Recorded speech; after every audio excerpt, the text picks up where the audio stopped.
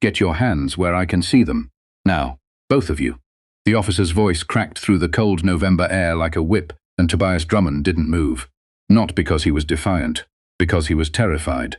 His hands were already visible. They had been visible the entire time.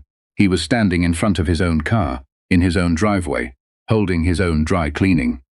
The second officer, younger, hand already hovering near his holster, was staring at Tobias like he was a threat that needed to be contained, rather than a man who had just driven home from work.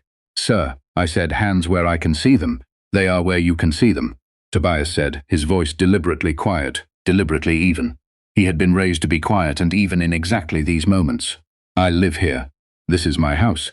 We received a call about a suspicious individual attempting to break into the vehicle." Tobias looked at his car, his 10-year-old Volvo, with the slight dent above the rear left tire from the parking garage incident in 2019. "That's my car," he said. "My registration is in the glove compartment. My name is on the mailbox. Officer Briggs," that was what his badge read. T. Briggs took a step closer. "I'm going to need you to keep your hands raised while my partner verifies that." "Of course," Tobias said softly. He stood in his own driveway in the early dark of a Tuesday evening in November, arms raised, dry cleaning dangling from one hand, while a stranger rifled through his glove box. He wasn't angry yet. That would come later. What he felt in that moment was something colder and more specific than anger. He felt the full, precise weight of being seen as dangerous in a place where he should have been invisible. Home. He should have been invisible at home. The neighbor who had called. Mrs. Alton, 3 houses down, who had waved at him from her porch every Thursday morning for 6 years. He never found out for certain that it was her. But he had a feeling, and that feeling sat in his chest like a stone for a long time afterward. Tobias Drummond was 51 years old. He was lean and careful in the way that men become when they've spent decades being precise about how they present themselves to the world. He kept his beard close trimmed, his shirts pressed, his voice modulated to a frequency that did not alarm. He drove a Volvo because it was reliable, not because it was modest, though he understood it read as modest, and that was fine. He drove the Volvo because he had learned a long time ago that being underestimated was a form of armor. He was a cardiologist, had been for 22 years. He had published 47 peer-reviewed studies, trained more than 100 residents, and 3 months before that November evening had been quietly, unanimously elected as the new president of the National Cardiovascular Physicians Alliance, the most influential medical professional organization in the country, representing over 60,000 physicians. He had told almost no one about the appointment, not out of false modesty, but because he had grown selective about who received his news. He had learned that his accomplishments made certain people uncomfortable in ways they could not articulate, so they reached for other explanations. None of that mattered to Officer Briggs on a Tuesday evening in November. After 12 minutes of standing in his own driveway with his hands raised, Tobias was permitted to lower his arms. His neighbor's complaint was deemed, in the officer's careful phrasing, unverifiable. No citation was issued, no apology was offered. Officer Briggs gave him a long look before getting back in the squad car, the particular look that meant the officer wasn't convinced, only outmaneuvered. Tobias stood in his driveway for a moment after the car pulled away. He looked at his dry cleaning, still in its plastic. He went inside. He made dinner. He went to bed. But he did not let it go. That was the thing people misunderstood about Tobias Drummond. His quietness was not passivity, it was patience. And he had something specific in mind. 3 weeks earlier, Tobias had received a routine invitation that now felt suddenly, precisely relevant. The City of Harmon's annual Healthcare Governance Summit was scheduled for the following month.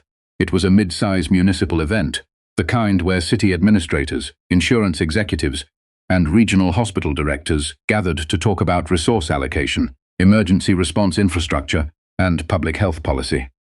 Tobias had been invited as a keynote speaker. He had planned to send a prepared address and attend for a single afternoon. He called his assistant, Priya, the morning after the driveway incident. "I want to change my approach to the summit," he said. "I'm going to attend the full 2 days. And I don't want my title or institutional affiliation listed in the program." Priya paused. "Just Tobias Drummond? No credentials? No alliance affiliation? Just my name." Another pause. "Should I ask why?" "No," he said, not unkindly. "Just make it happen." He arrived at the Harmon Civic Center on the first morning of the summit wearing a plain charcoal grey fleece, dark slacks, and the kind of shoes that communicated nothing.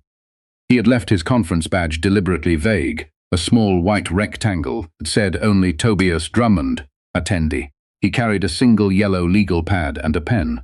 No briefcase, no name brand anything. He sat in the back of the opening session and watched.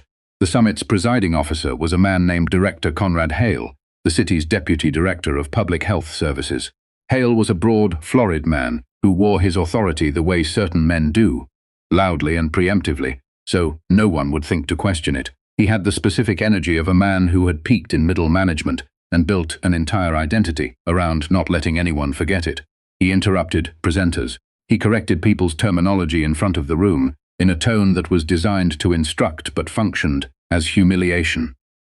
When a younger woman from the county health department tried to make a point about rural care deserts, Hale spoke over her before she finished her second sentence. "We've reviewed that data," he said, not looking at her. "It's been addressed." Moving on. She sat down. She didn't look surprised. She looked like she had expected it. Tobias watched all of it and wrote 3 words on his legal pad: pattern, duration, audience. He attended every session. He sat in different seats. He asked questions under his first name only, basic questions, the kind a well-informed layperson might ask. Several times, Hale corrected him. Once, when Tobias asked a clarifying question about the city's cardiac emergency response times, Hale leaned back in his chair with visible impatience and said, "Maybe we can get you some introductory literature after the session. This is a fairly technical area." "I appreciate that," Tobias said pleasantly. "I'll take whatever you have." One of the other attendees, a young hospital administrator named Colette, caught his eye from across the room and gave him the faintest sympathetic raise of her eyebrows. He smiled at her and went back to his legal pad. On the afternoon of the first day, Tobias observed Hale at his most revealing. A man named Mr. Everett, somewhere in his 60s, was trying to present a community proposal about mobile cardiac screening units for low-income neighborhoods on the city's south side. Mr. Everett was clearly not a medical professional. He was a community organizer, the kind who showed up with laminated charts and wore a slightly too large blazer and believed, still after everything, that the system could be made to listen if you just showed it enough data. Hale interrupted him 4 minutes into the presentation. "The city has already commissioned a study on mobile unit feasibility," Hale said, folding his hands. "It came back with significant infrastructure concerns. The cost-benefit doesn't support allocation." "With respect," Mr. Everett said, "the South Side had 43 preventable cardiac deaths last year. The study you're citing was done in 2019 before we had the new models. The cost per unit has dropped by." "I'm familiar with the numbers," Hale said, his tone flattening. "What you're proposing would require a budget amendment and council approval, and I can tell you from experience that it won't move forward in the current cycle. I've been in this office for 11 years. I understand how these things work." "People are dying," Mr. Everett said quietly. "And we have established procedures for addressing that," Hale replied, in a voice that suggested the conversation was over. Mr. Everett sat down. He had the look of a man who was used to sitting down. Tobias wrote on his legal pad, 43 preventable deaths, 2019 data, budget amendment. He circled the words preventable and 2019 twice each. That evening, he called Priya again. "I need everything we have on mobile cardiac unit deployment data from 2022 to present. Cost per unit comparisons, survival outcomes, municipal adoption rates. And I need the summit's session schedule for tomorrow, specifically anything related to cardiac infrastructure." "The keynote is tomorrow morning," Priya said. "You're the keynote." "I know," said Tobias. "I want everything before 7 a.m. He spent that night in his hotel room with his reading glasses and a pot of room service coffee, going through data. Not because he needed to educate himself. He had written the foundational paper on mobile cardiac deployment in underserved urban corridors that most of these people had cited without knowing it. He did it because he wanted to be precise. He wanted every number verified. He wanted to be correct in a way that could not be softened or managed or maneuvered around. The second morning of the summit began like the first. Hale opened with brief remarks. He thanked the city, the sponsors, several people by name who were not Tobias. He introduced the keynote with the brisk formality of a man who considered introductions a bureaucratic chore. Our keynote speaker this morning is a medical professional joining us from the private sector, Hale said, glancing at a paper in front of him. Tobias Drummond. He gestured toward the back of the room without particular interest. Tobias stood. He was still, wearing the charcoal grey fleece. He walked to the front of the room unhurried, set his legal pad on the podium, and looked out at the audience for a moment before he spoke. Yesterday afternoon, he began, a man named Mr. Everett tried to tell this room that 43 people died preventably on the south side last year because they did not have access to timely cardiac screening. He had the data. He had the updated cost projections. He had a viable proposal, and he was told that it wouldn't move forward in the current cycle. The room went very still. Hale, seated in the front row, shifted in his chair. I've been attending this summit as an observer, Tobias continued, without my credentials, because I wanted to understand how this city makes decisions about public health when the people in the room don't know who's listening. He reached under the podium and took out a bound document, which Priya had delivered at 6:45 that morning. Mobile cardiac screening units deployed in comparable municipalities between 2022 and 2024 showed a 34% reduction in preventable cardiac deaths within the first 18 months.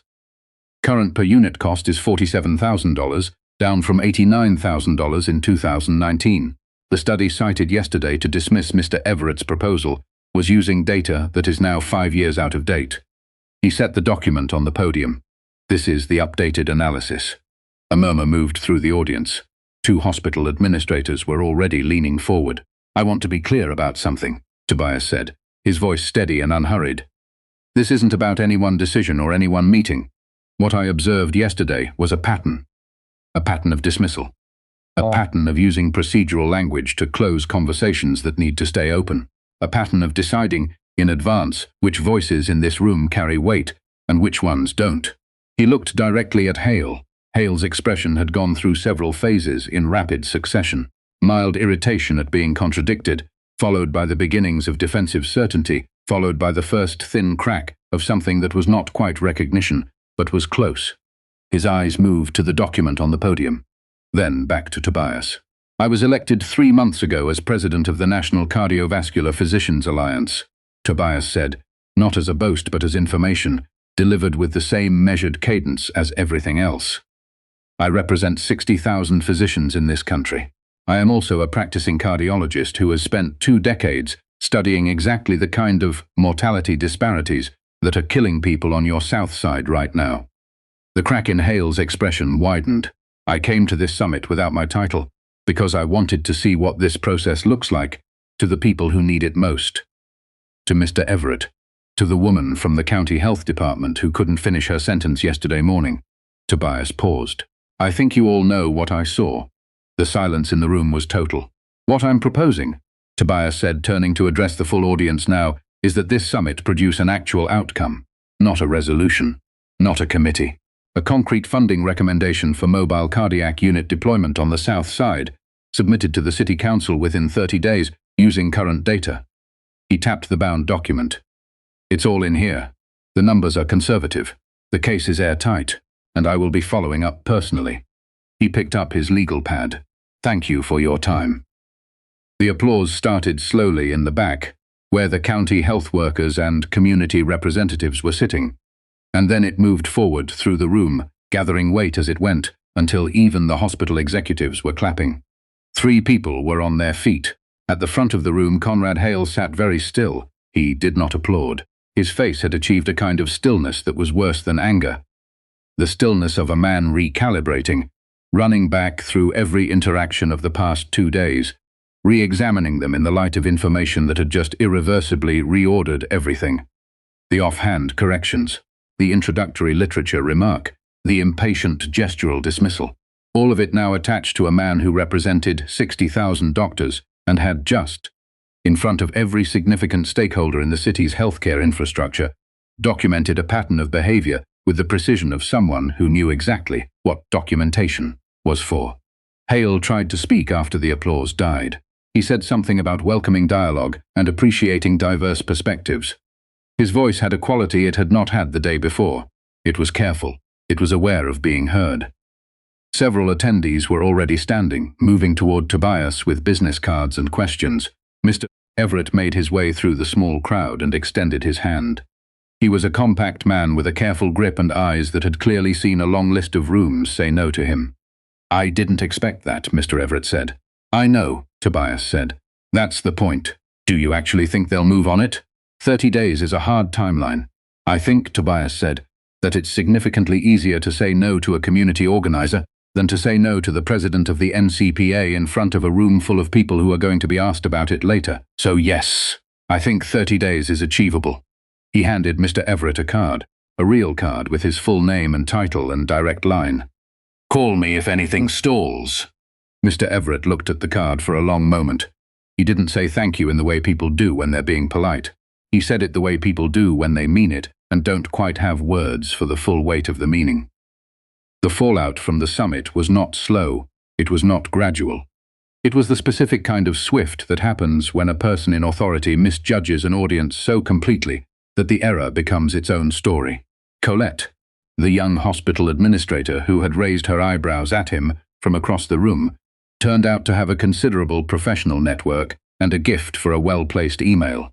By the following morning, a summary of Tobias's remarks and the circumstances that prompted them had circulated to the board chairs of 4 regional hospital systems and the deputy commissioner of the state health department. Priya forwarded him the email chain with a note that said simply, "It's moving fast." An investigative reporter from the city paper called his office before noon. She had spoken to Mr. Everett and to the woman from the county health department, whose name was Sylvia, and to 3 other attendees who had 2 days' worth of observations about Conrad Hale's conduct at the summit. The story ran 4 days later under the headline, "Who Gets to Be Heard?" Inside the healthcare summit, where a top doctor went unrecognized. It was thorough and carefully sourced, and it named Hale not as a villain, but with something more durable than villainy. It named him accurately. The city's mayor called Tobias the afternoon the piece ran. The call was 18 minutes long and ended with the mayor asking for a direct briefing from the NCPA on the mobile unit proposal. The City Council took up the funding amendment 6 days later, not 30. It passed. Hale was not removed from his position, not immediately. A formal review of his department's decision-making processes was initiated. The review was conducted by an independent oversight committee, and Tobias was asked to name a representative from the NCPA to sit on the panel. He named Sylvia. Mr. Everett's proposal moved forward. Construction of the first 3 mobile cardiac screening units for the South Side began the following spring. The dedication ceremony was a modest affair. Folding chairs on a community center lawn, weak coffee in paper cups. A small crowd of the particular kind of people who show up to things that matter without being told to. Mr. Everett spoke. 2 local nurses spoke. A city councilwoman spoke. Tobias sat in the 3rd row and listened. He was not the keynote. He didn't need to be. 6 months after the summit, Priya told him that someone from Conrad Hale's department had called, asking whether Dr. Drummond might be willing to consult on the city's new healthcare equity initiative. The initiative was, in structure and specificity, almost identical to the recommendations Tobias had outlined in his 2-page document that Hale had received and quietly filed away 14 months earlier, before any of this began. Tobias thought about it for exactly 1 day. Then he said yes, not because he had forgiven the dismissal, but because the work was more important than the grudge, and because Tobias Drummond had known for a long time that the purpose of power was not to be held. It was to be used. Carefully. Precisely. On behalf of the people who were standing in driveways with their hands up, who were sitting down in rooms that kept telling them to sit down, who had laminated charts and good data, and 43 preventable deaths and nowhere to put them. He used it for them. That had always been the point.